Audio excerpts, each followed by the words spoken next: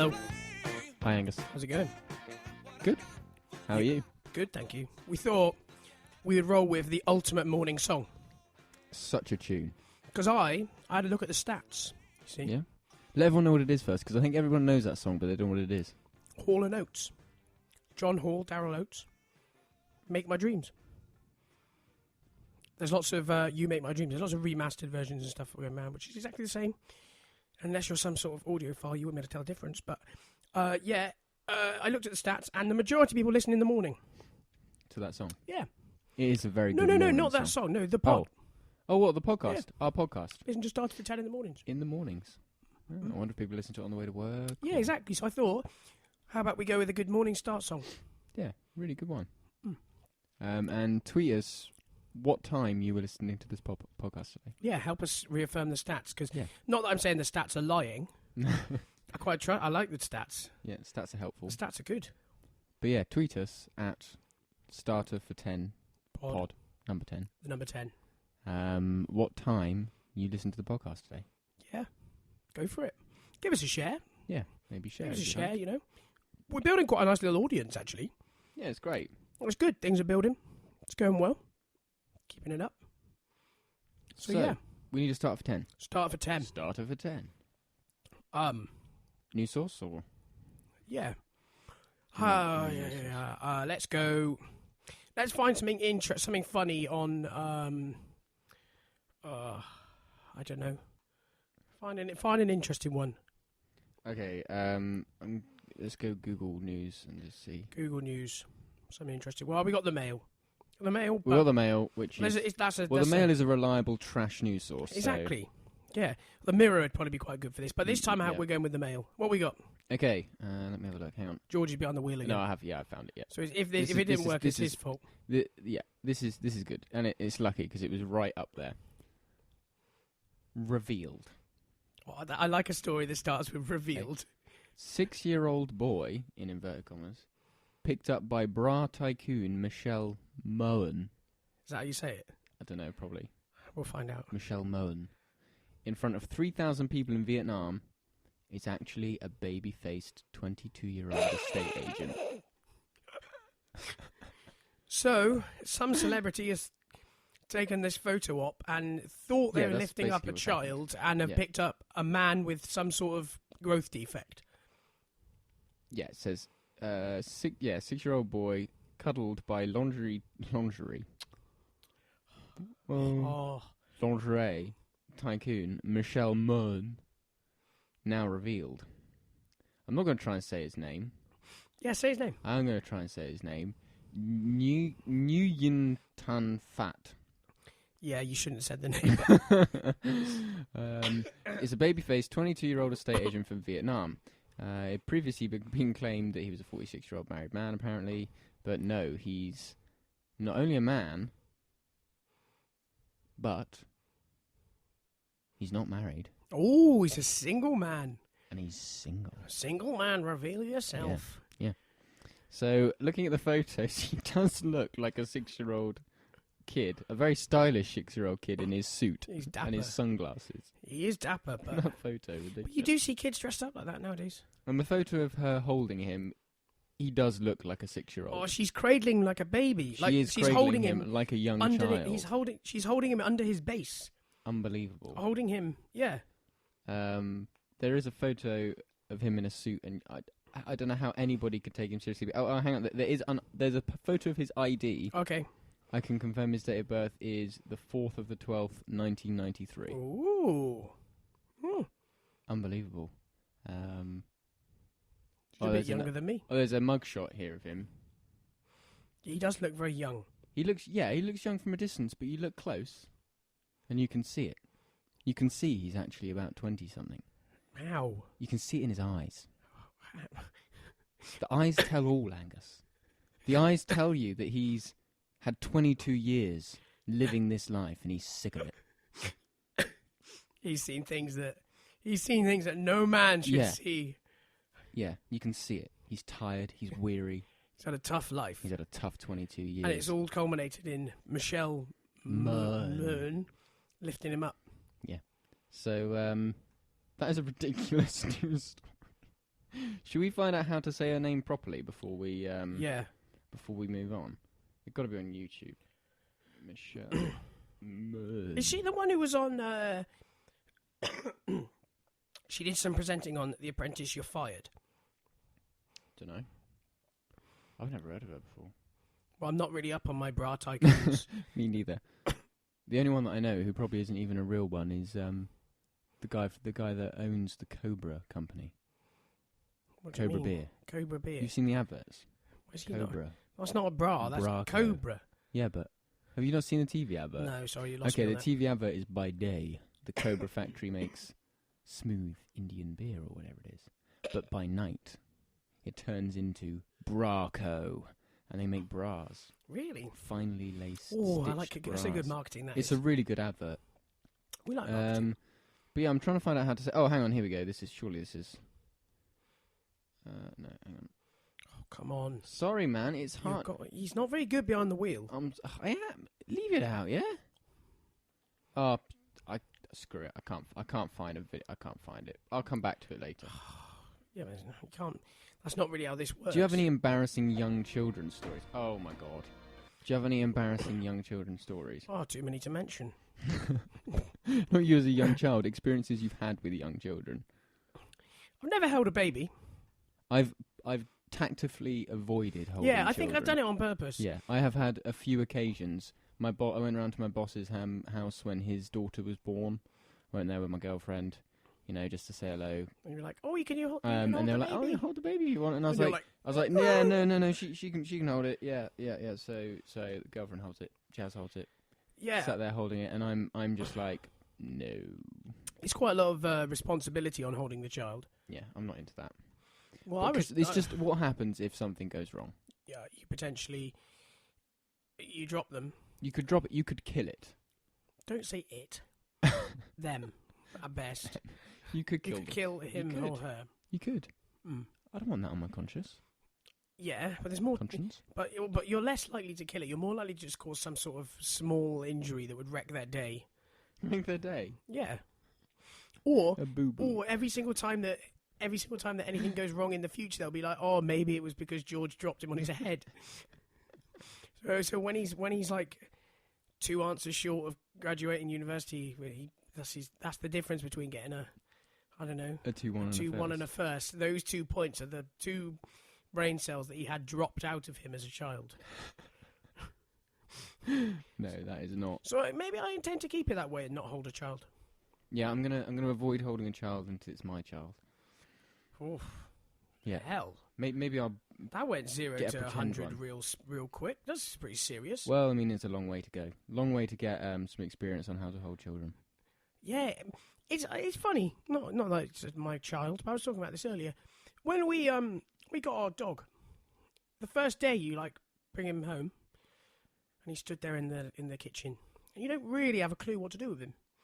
And you don't know if he's happy. You don't know if he's doing everything right. And also, it's a really traumatic day taking home a dog. You think it's going to be really lovely, Yeah, they're but probably you're crying and stuff, aren't they? Yeah, separation anxiety and everything, and you've got to be firm and stick with it. But it's really nice looking back on it when you see it through these rose-tinted history glasses. Yeah. But actually, it's quite traumatic. And I had literally no idea what to do. Just put it in a bed and give it a toy. And then it just ate everything and pooed everywhere. Night 1, poo-cano. Oh, mama. Oh, mama. Yeah, poo-cano. Pleasures of owning a dog. Yeah. I wouldn't change it for the world, though. He's the best, man. Hmm. Yeah. Getting a dog's probably a good way to prepare yourself for children. Really? No, I don't know. Do you not think? No. Well, I don't know. Harder? No, not as hard, because you can just leave him. You can't leave a child. Because when you have a puppy that's super young, they require a lot more input. They're quite dependent on you. Whereas a child needs all that input and dependence until they're about 8. So you've got 8 years of it. Whereas if you buy the right dog, they could be dead by that point. If you choose wisely, if you got a Great Dane or something, or Newfoundland, a really big breed that die really young, you could be on dog number 2. Play your cards right. If you're all about quantity. I don't know. I don't know. See where your goals are. Or you could go and get a mongrel crossbreed, like I have, a little little weirdo crossbreed that's medium-sized, small to Yeah, live medium-sized, forever. will go on for like 18 years, a little sod. Yeah, it's crazy, isn't it? He'll keep eating the back of Xbox controllers for another 18 years. Not happy about that. It's crazy how long different species last for, isn't it? Not species, that's the wrong word. Yeah, that is very interesting though. Where you potentially, I wouldn't recommend. I'm not recommending that we've got any extreme dog breeders here, but you could actually You create. could breed just for length of life. Yeah, but you could also create. It's very hard to see how a toy, I don't know, the smallest dog you can imagine, like a Chihuahua, comes from is a viable mate for a Great Dane. So obviously, you'd have to do it in a test tube because physically there's probably there's limitations. There's like genuine physical limitations of key in the lock. It wouldn't work. Well, you wouldn't be able to put a Great Dane in a Shih Tzu, but you could probably put a Shih Tzu in a Great Dane. Well, you could put a whole Shih Tzu inside the Great Dane. Just the Great Dane's mouth. Exactly. But yeah, God knows what I do not even want to know what would come out of it. But It would be a Dane shoe. Well, it would just be a medium-sized mutt. A Shih Tzu. But it's a very shit sane. It would have a great name. It would have a great name. But then that's a bit like if you cross a Shih Tzu and a poodle, you have a shitty poo.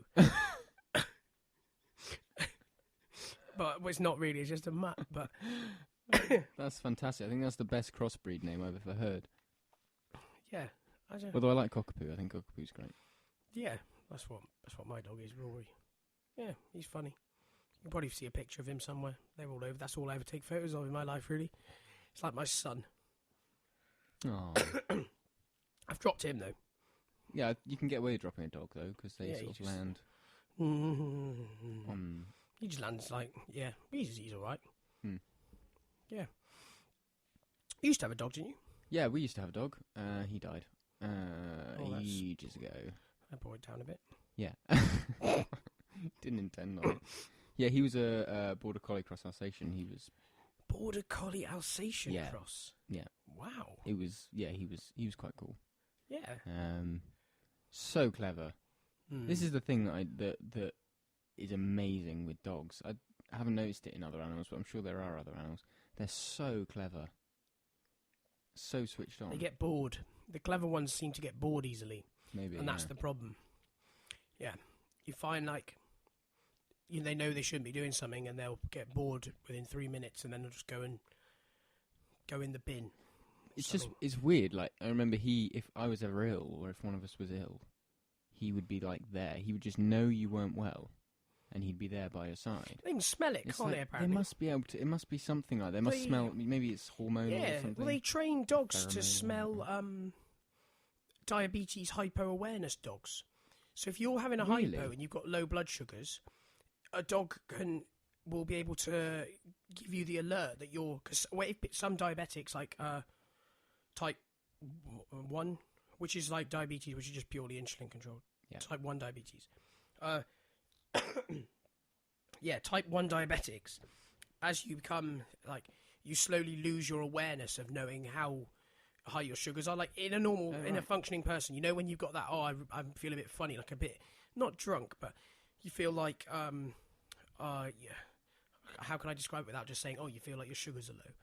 Yeah, you feel like you're a bit, like, not Drowsy, with I it, a bit suppose. sweaty, a bit spaced out or whatever. That's like being technically a hypo on low blood sugars. But the more times that happens, you become less aware of knowing what those feelings are. So then effectively it becomes really dangerous because you don't know you're low, so you don't know to eat a third of a Mars bar or whatever. Yeah. And next minute you're in a coma. So they've trained dogs. Yeah, dogs can manage that. smell it. That's amazing. I believe they have cancer, dogs that can smell cancer for diagnosis. Really? Yeah, pretty sure. It They've must got be a to hell do of a with nose. like pheromones and stuff, or hormones, or It must be. something like that. Rory's totally useless. The other day, I passed out coughing. Basically, I just like if you like choke on talcum powder, that kind of coughing where you're deeply like coughing so hard you can't even breathe in anymore. Yeah, one of them. And then I obviously the pressure increased too much, and I was going very red in the face, and I fell over. And I come round the floor, he's just licking my face. Nothing useful, not alerting anybody. He's not trying like to wake you up. God knows what he's trying to do. If he was helpful, he'd go run and find someone and drag them over. But no, he just sits there licking me. Well, he probably would have trouble when he got to the front door because he wouldn't be able to open it. True. If somebody else was in the house, I don't know. Yeah, that's true. Yeah. He could do. He'd been trained to do some new, more useful things. You could train him to do the Tesco shop. No. I dislike the Tesco shop. I hate the Tesco. I would do anything to not have to do that. The culture's changed though. People aren't doing big Tesco shops anymore. No, it's all little, isn't it? Yeah, and that was a big that they saw that in their financial report not so long ago. Really? Yeah, I think didn't Tesco post the biggest loss by any British company of all time or something? What, last year? Yeah, and then this year it's sort of come back into they're doing all right, aren't they? Back in the black again. But they've obviously had to They've sold quite a lot of stuff as well. Yeah, but few of their businesses. Like you say, I imagine they've had to look at what was what, and so smaller shops. I wonder if that's because people have less money, or don't know, because maybe they have less money over a short period of time. I don't know. It seems that people are going basically just bargain hopping. Yeah, just buying what they can. They work out what's best from all the different places. Yeah. And then go and spend 20 quid in Lidl. 40 quids here and there. Yeah. As opposed to going to 3 shops and spending 40 quid, as opposed to doing a big shop of £100 plus in a one-off shop. Yeah, because I remember it's a full-time job though, when we were younger, we would just go to Tesco and do a huge shop in Tesco and that'd be it. Yeah. Because now we go to different places. You'd hang off the side of the trolley and convince your mum you needed donuts. Yeah, and just sneak things into the trolley. Of course. That was the rules. That was the only reason why you'd go. When I was about, I don't know, less than 10, I don't know, I was quite young, we did the Christmas shop in Tesco, right? And being a kid, I was always listened to everything that went on, and I overheard the conversation. I heard Mum and Dad said, "We need peppercorns. Don't forget black peppercorns." All right, yeah, I remember the peppercorns. All right, don't forget the black peppercorns. We need black peppercorns, right? So I picked up on this as a kid. Christ knows how. Anyway, so walking around Tesco, I don't know, we're just walking around Tesco, and we walk past, and I see like a long, thin bag of black peppercorns. Peppercorns are one of those things, though. Peppercorns, you They're buy quite them distinctive. once. You buy them once and they'll last you for 3 years. Well, yeah, so this is obviously our 3-yearly peppercorn purchase. So I picked it up, put it in the trolley, got around the thing, went home and everything. Everything was absolutely fine. Nothing even thought about it. Anyway, I hadn't picked up peppercorns at all, right? I picked up peppercorn salami. Okay? So it's like a salami covered in black peppercorns, right? So anyway, Mum and Dad, or Dad probably, finds this in the fridge, and he's like, "When did we buy that? Did you buy this?" I was like, "No, I didn't buy it. Did you buy it? Where did this come from?" And anyway, obviously it came out. I picked it up, thought it was black pepper. It was actually black pepper salami. Anyway, delicious. Was it? Yeah, highly recommended. I thought where this was going to, you were going to have to individually pick off each peppercorn and put it in the mill. But No, so yeah, we ate it. It was really nice. Christmas food. Yeah. I love Christmas food. What's your favourite meat at Christmas? Not turkey. The last few years, like Dad supplied the turkey from a very kind man at work, and I would rather not have the turkey. I always, even if you cook it perfectly, it's dry. It's the driest. It is a dry meat. The breast meat is. The legs and that don't tend to be too bad. The breast meat on it. So like, when I was younger, I guess I was more picky. I'd be like, "Oh, I only want the white meat." So you'd only have the white meat, and it was dry. It was like dry as a bone. Yeah, I don't know why. I don't really understand. Like powder. The thing I don't understand is, I don't know if have you ever had a goose at Christmas? No, we've literally been just on turkey, and that's why I'd be like, I don't want the turkey. Can we just have a nice big joint of beef or something? Yeah, I don't care about the tradition. So we've had goose a couple of times, and it's great. If you get really good goose, we've had like goose from Lidl, it's no good. If you manage to find somewhere and get really good goose, it's really nice. Anyway, what I don't understand is, way back, like Charles Dickens times, which is what, the 1800s, Victorian ages, that sort of time, geese was what all the peasants were eating, and turkey was what the rich people had.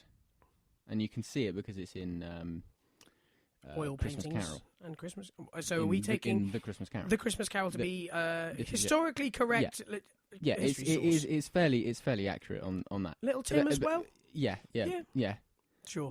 What day is? Oh no, it's the other way around. Oh, so it's Christmas Day. Anyway, so what I don't understand is how back then goose was like the cheap thing that like, you know, peasants must have just ate, had an and abundance. nowadays geese is the more exclusive thing. Doesn't make sense.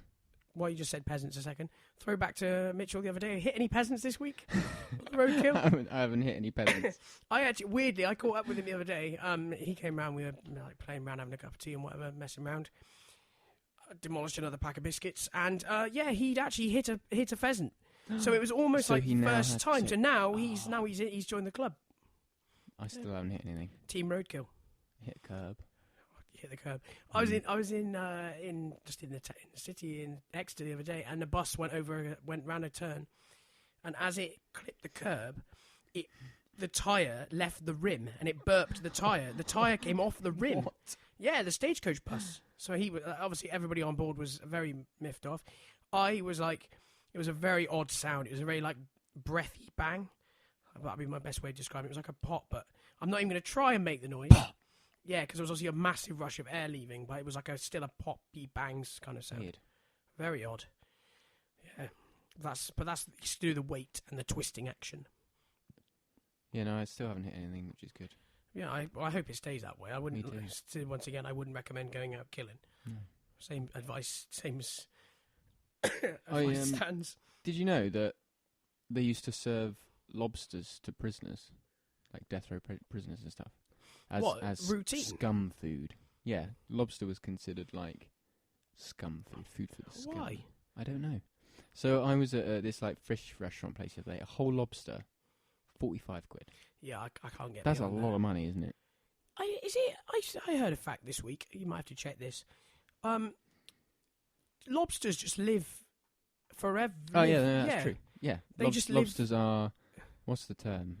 They live it like forever until you catch them, or they Yeah, get they- killed by a predator. Yeah, they are immortal, as a jellyfish. Yes. Jellyfish are also immortal. Yeah, they'll go on and on forever. Or appear to, anyway. Yeah. Well, I guess we don't have the data. I mean, they could go on for 1,000 years and then die at 1,000, but we'd never know, would we? Yeah. Well, you can kind of simulate it. Yeah, I A think bit that's like probably what they've that Ikea bed simulator. You know, Oomph, it's called. done. Oh, yeah. They built that thing. Was it Duff? Well, it was named after Yeah. the noise it made, Yeah. which was Duff, Duff, Duff, Duff, Duff, Duff, Duff, Duff. Yeah, I think Where that's they it. test the new mattresses for like 1 million uses. I Check like I that. can find it. What, Duff? The Ikea mattress tester. It must do. It was a telly advert, wasn't it? I think so, yeah. I think so. Did you see... it's Doink, it was called. Doink. Doink. Doink. Yes. Doink. Doink. Doink. And it was like a big ram. Yeah, it's coming up now. Yeah. Yes. It's like a hard pillow on a pneumatic ram that's just... Doink knows you people do more than just sleep in your bed. So Doink quality tests our mattresses to guarantee them for 25 years. And if you find you don't love your new mattress, just exchange it for another. Happy doinking leads to a happy home. Good advert. Fantastic marketing. I do like Ikea's marketing. I think it's brilliant. You yeah, you're not supposed to. You're definitely not supposed to keep your mattresses 25 years.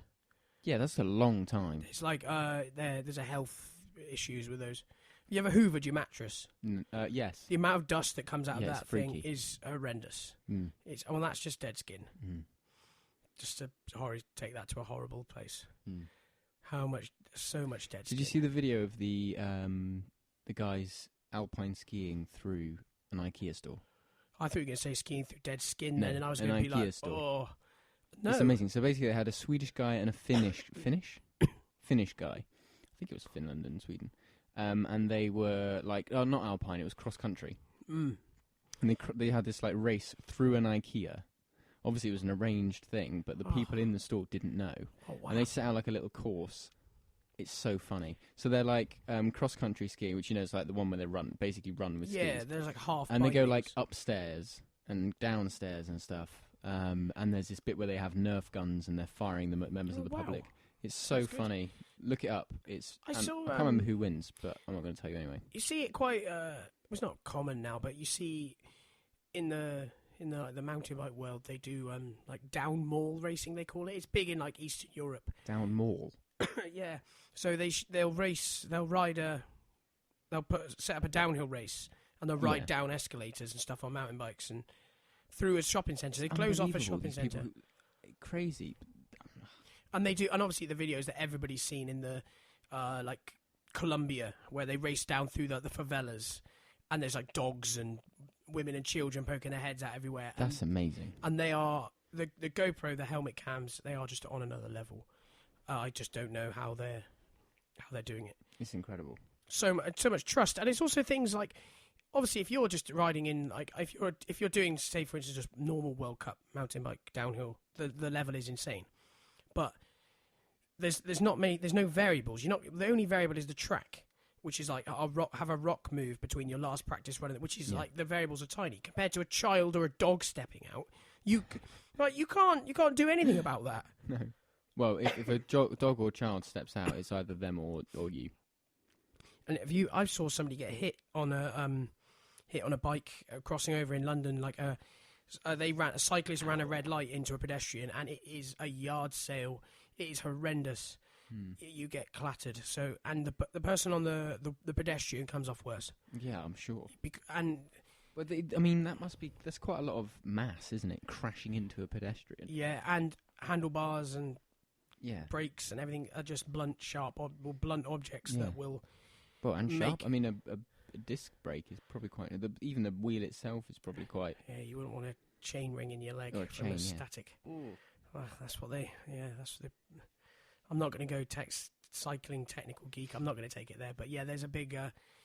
In road cycling, Tour de France, for instance, they were interested in introducing disc brakes to the peloton to see if it's going to be see if it will help things. I didn't know they don't use disc brakes. Yeah, they use, so they're still on rim brakes. But obviously, if you go like down a big alpine descent in France, I mean, you could be going downhill at 40 mile an hour for 20 minutes off the top of a mountain. Those brakes are going to be glowing. Absolutely they are going to be red hot. So if you have a crash and you've got red hot brake on skin, it melt through your exactly. leg. There's a safety issue, which is what the argument is. And they started to introduce it. Somebody got cut by a brake, apparently, but. I mean, people have been getting cut by chain rings for however many years we've been riding bikes, and it wasn't a problem. But now this seems to be kicking off. You get these people though; they probably don't even care because you get some of these professional sports people and extreme sports people are nutters. Yeah, they must just have a switch in their head and they just turn it off. Yeah, you see it especially in things like those base jumper guys, like the proximity flyers and people like that who unbelievable. Who have reached a point in their life where they live for it and they have to do it. They can't stop because they can't. There's no other way of getting their kicks. But that's a slippery slope. Yeah, because there's only one way that those kind of things. You're riding you do it till you kill yourself. Though. Yeah, you're riding more and more extreme until and your odds aren't good. No, with those things, with base jumping especially. I mean, statistically, you're quite likely to die, and it's not one of those things we can always go by statistics, but you're chancing your hand every time. There are people who have skydived and the parachutes failed, but they hit the ground and survived. Yeah, it's mad. But like they say, if you hit water, it's like hitting concrete, isn't it? Yeah, that would be worse. Speed. Or the best chance you've got if you've got like your parachute. It's very rare that you're going to hit the ground without your parachute coming out. At all, yeah. At all. So the chances where people have come off best are where they've landed like in trees. Yeah, and the parachute's taken some. And they've like been partially slowed as they've come through the canopy, but not been gored. I mean, it's lucky you're using up nine. I heard a story of someone who crashed and into a bush or something. I don't know, like a thorny bush, whatever. Ooh. Right, and they were out cold, like they were gone. They were basically. Like so much damage that they were dead, and nobody was going to get to them for a while. You wouldn't know where they've gone. Yeah, like you have a rough idea where you are, but anyway. But they had happened to land in an ant's nest. Or did they just get like eaten alive? Right, wait. I don't know what type of ant it was, but it probably wasn't. But let's just say it's like a bullet ant or like a red fire ant or whatever they're called. And basically, this person just got bitten by hundreds, if not thousands, of ants. Did that kill them? No, it saved them. So what happened is all these ants bit this person, and the body, their body just went nuts and just threw like crazy amounts of adrenaline, or something made equivalent. them like convulse. Yeah, and so their whole body was just running at about 2 million, beats a second from their heart, and it kept them alive until emergency services came and rescued them. Wow. Emergency services were like, if you hadn't landed in this ant's nest, you'd have been dead. That's mad. No chance. I went gliding once years and years ago with Scouts. It was like one of the best things I've ever done in my life. So cool because it's so quiet, but it was terrifying. But they gave us a parachute that was like a pre-war parachute that was almost. They even said, silk parachute. yeah, they even said at the time it probably won't work. They That's encouraging. They pre-warned us putting it on with, I wouldn't worry about that. It probably won't work anyway. You're not going to be high enough for it to work or something. Well, we went up to about, I think it pulled us up to about 1,200 feet. So, 400 metres quite high? high. Oh, real high. Yeah. If a parachute's not having any effect by 400 metres... Well, you skydive at 15, don't you? 15,000. This was 1,500. Oh, right. So yeah. No. But it was, yeah, so it's only it's like 400 metres high. So unwind a running track. Put it this way, bloody high. Enough time that I would hope that a parachute would have enough. You'd think so, wouldn't you? Yeah. Yeah, because they had some horror story of somebody, they had to teach you how to take off your harness thing to unbuckle it, because there'd been somebody at another airfield who, as they'd unbuckled their harness, they'd stepped out of their parachute as well and left the parachute in the seat. Gosh. So they just like left their rucksack in there and just gone out and hopped out into their... turn themselves into jam. Yeah, I think you do actually turn yourself into jam too. I don't think there's a lot left. How would a glider crash? I mean, surely the worst thing that can happen on a glider is a wing falls off. Yeah, I think mechanical failure. You just glide the ground. If you weren't being sensible, presumably you could miss the runway. But surely your chances of survival there are probably still quite high. Well, but you go quite quick. I mean, you're going like 40 miles an hour probably, as it's 30, 40 miles an hour. So if you hit a square like wall, if you went 40 to 0 in, you're going to have... serious, wouldn't it? Well, it's going to be quite a shunt, but like you say, it's not going to be a fatal blow. No. So, yeah. But, in a short of a wing falling off, I can't really see how you're going to... Me neither. It was terrifying though. It pulled you up just a giant drum, like a big cable. So you didn't get pulled up by a plane. Oh, or anything. right. Oh, I see. So the cable pulls you along really fast along the ground, and you pull up like a plane. Ah, that's cool. And you keep holding on to it. It's attached to the plane, and then you essentially pull a lever that drops the hook, and it falls to the ground on a little parachute. And the guy, when he took us up, my instructor man. He was like, we'll stay on it for as long as we can to get a nice good pull to get us as high as we can. So we're almost, presumably, we were almost vertically above the cable drum thing so we stayed on the drag for as long. So if you imagine, it's like a giant protractor shape, like a big arc. So it pulls you up, and you gain height, and then eventually it's going to be almost pulling you down. Well, as he pulled the release thing, it made the biggest bang.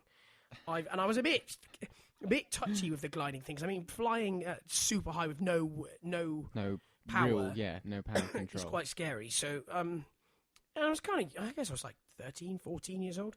It's quite scary. Well, it was mainly exciting and fun. But this bang was so loud, it made everything shake. Like, on the wings, it was like, you felt like a vibration. Well, it was because it was almost like as if it was pulling the plane vertically down as opposed to forward and up. So, because he just stayed on the... Oh, it was terrifying. I see what you mean. And I remember really, really vividly, the guy had this, Marlboro cigarette, but, pork pie, hat. Brilliant. Like the kind of thing somebody would wear now, because it was fashionable. But he was wearing it seriously, because he was just a throwback from the 70s wearing aviators. Thought he was, some kind of gliding cast member of Top Gun. Oh, it's that well-known plane in Top Gun. the glider. Had the element of surprise. It's silent. Yeah, completely no noise silent. at all. All you get is just whistling in the air. Scary, but super cool. If you ever get the opportunity to, if somebody's Oh, go gliding. Just go and do it. So cool. So there's your homework. Go gliding. Go gliding. Try and organise that one. Yeah. Yeah. Go You in got the a week. summer as well. Yeah. You got to go in the summer because you need the thermals. Yeah, because the heat, the hills rise you up, don't they? Yeah, near, like Like cliffs. birds. Exactly. Like those birds that can fly for hours and hours and hours. Well, yeah, they fly really close to the sea, and they use the waves to like Is that I think how it's they do I think it? it's albatrosses. I think they're known for it. They actually use the shape of the waves to keep themselves. Wow. It's Like all to do with a bit like Flappy heat Bird, and current and stuff. that stupid game on the iPhone. Sort of like that. But except using the waves. The waves. Wow. So they basically have their wings out for ages and they don't ever flap. That's how they can fly for so far, because they don't use any energy and they just use the waves. What happens when it's just a flat day? I don't think it's ever that flat at sea. But you do get no, because sometimes you Well, see. they do have wings. They can fly as well. Oh, They just choose to glide when they can. I suppose. I don't know. Just extreme energy save mode. I'm not what's it called? A bird person? Ornithologist. Ornithologist? Oh, we like a technical big word, I'm don't we? not an ornithologist. Oh, we do like a big word. Or a twitcher. Yeah. Right, so we have come from We came from that bra woman. Michelle who I Mone. did actually find a video. We can hear how she talks now. Yeah, please. Or how she says her name. Here we go. I, Michelle, Baroness Moon, do swear Moon. Baroness Moon. Baroness Moon. I, Michelle, Baroness Moon, What's she being sworn in at? She's an MP. Or she's in the House of Lords. Oh, she's being sworn in as a She's peer. a baroness, yeah. Baroness Peer. Yeah. Yeah. So that is the woman, the lingerie manufacturer who picked up a 6-year-old boy who actually turned out to be a 22-year-old estate agent from Vietnam. So we started there and wound up in gliding. Gliding. And we covered some. What did we cover on the way? I can't remember. I don't know, lots of stuff. Yeah, as always. Very. Oh, doink. I- Doink the mattress. Doink the Doink. mattress. Doink, doink, doink, doink. Doink, doink, doink, doink, doink. So, yeah. Because we all do more than just sleep on our mattress. Oh. So you've fallen for their marketing hook, line and sinker. I am. I'm going to go to Ikea and buy a new bed. That's my homework for the week. Be careful doing that. They aren't standard size mattresses. No, I know that. So if you Yes, won't be that's able to true. get a fitted bed sheet Good very tip. easily, my Good tip. man. Good tip there. So there you go. I'll just buy my bed sheets at Ikea. This is a learning experience, this podcast, too. Yeah, you do learn. Hopefully, you actually learn something every time. See? I don't There know. you Yeah. But that's how it goes. All right then. Good stuff. Thanks, guys. Thank you very much. Oh, hang on. Oh, hang on. If you want to get in touch with us. Oh yeah, please do get in touch. We'd love to hear from you. Same again. Just give us a share. Yeah. It does. It helps. Every little helps. And if you tweet us, we'll tweet you. Yeah. Back. Of course. If you send us something interesting. Yeah. So yeah. Righty ho, and starter for 10 pod is Yes, the with a Twitter. number So 10. made a right hash of plugging this, haven't we? Like the We're times before. not very good at plugging. We've almost been like radio DJ-esque. Radio DJ. Yeah, a DJ. Tweet us at Yeah, starter for 10 pod. exactly. So yeah, we made a hash of that, but I'm sure if you want to, you know where to find us. Right, catch All you right. again soon. Cheers, guys. Cheers then. Bye. Bye.